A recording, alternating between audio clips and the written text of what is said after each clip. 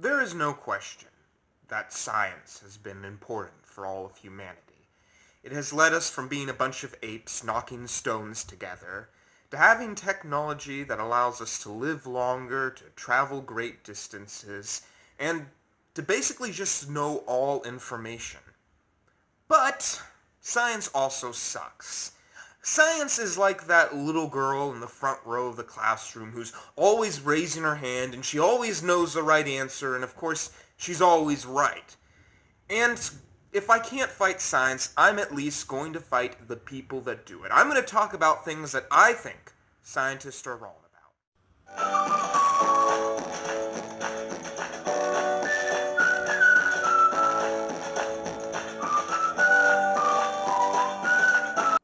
Almost a year ago, I made an episode about 5 times science got it wrong.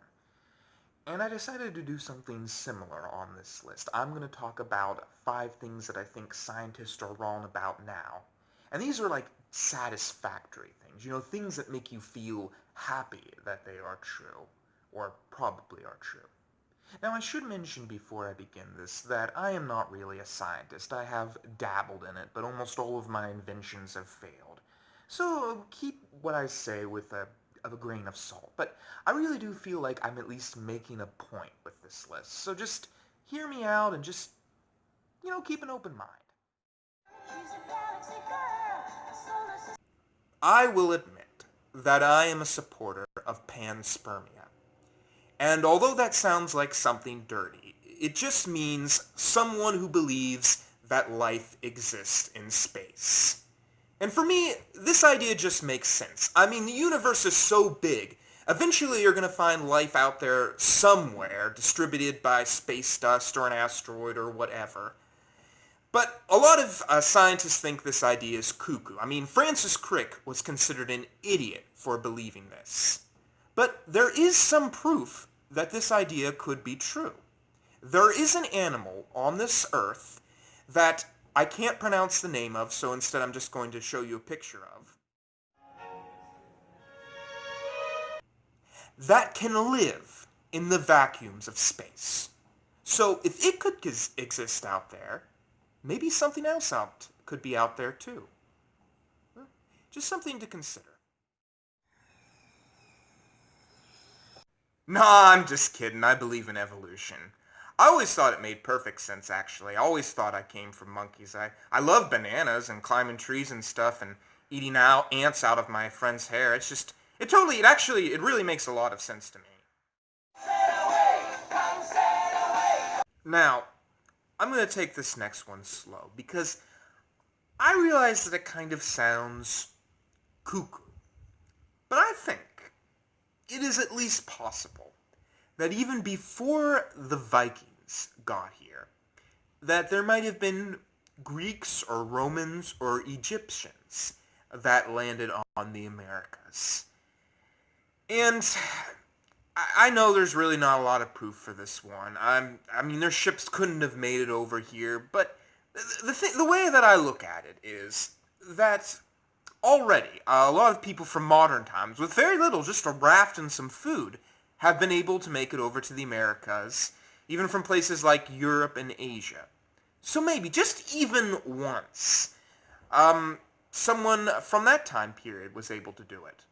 But anyways, other than that, the only thing we got is a few artifacts that Greeks and Romans had that were there in the Americas during that time. So, I don't know. Make up your own mind. Look at the pictures. Think for yourself. Now, for all of these on this list, I'm willing to admit that I could be wrong about them. But this last one is something that I refuse to accept defeat on, because it is stupid. And that is that the Tyrannosaurus Rex was a vegetarian. Now, I am glad to say that there are plenty of scientists out there that think this is as wacko of a hypothesis as I do. But the fact that this has covered so much ground in the media, that it is just being accepted as a fact, just makes me give up on all of humanity. So, let me just lay it on the line for you all. Now, it is true that a lot of big dinosaurs were herbivores, and that just because an animal has sharp teeth doesn't mean it doesn't eat plants. I mean, pandas have sharp teeth, but they eat bamboo. But I want you to look at the teeth of a panda in comparison to the teeth of a tyrannosaurus.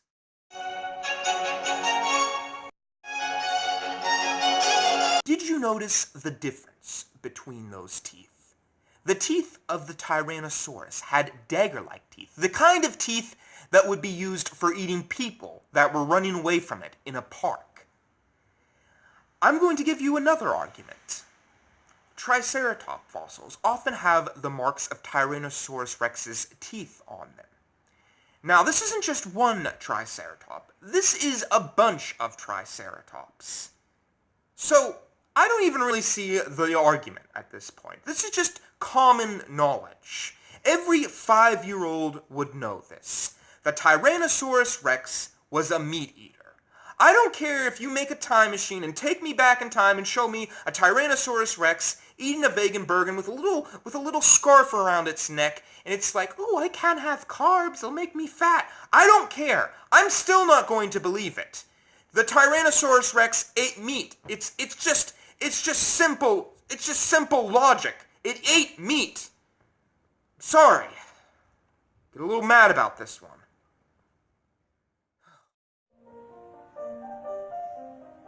I'm sorry about what just happened there. I don't know. That gets under my skin. I'm sorry. But anyways, I guess the point that I've been trying to make with this list is that science can be wrong too, and that we should just look at the facts ourselves and make up our own mind. That's really all we can do in this world. But with that said, the Tyrannosaurus Rex thing is wrong. I'm sorry, that was just a dumb moment in our history. It's not true. Tyrannosaurus Rex's teeth were not meant for eating watermelons. They were meant for eating people. Thank you all.